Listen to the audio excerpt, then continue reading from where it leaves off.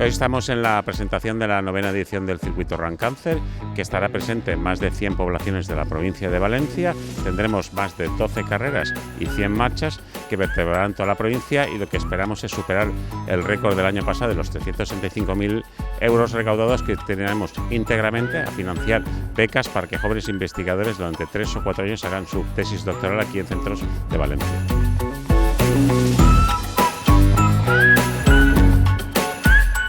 Me siento muy agradecida y estoy muy orgullosa de recibir una de vuestras becas para poder investigar cáncer de mama, y todo esto es posible gracias a vuestro esfuerzo y dedicación generando proyectos como el Run Cáncer.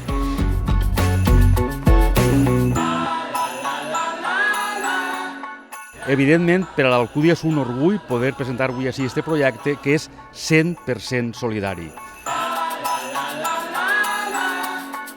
Las expectativas son, pues efectivamente, seguir, digamos, trabajando por la lucha contra el cáncer, con mayor participación de más ciudadanos, con mayores ingresos que nos permitan reforzar la política de becas y dárselas a más investigadores, en definitiva, ampliar la base social de la lucha contra el cáncer.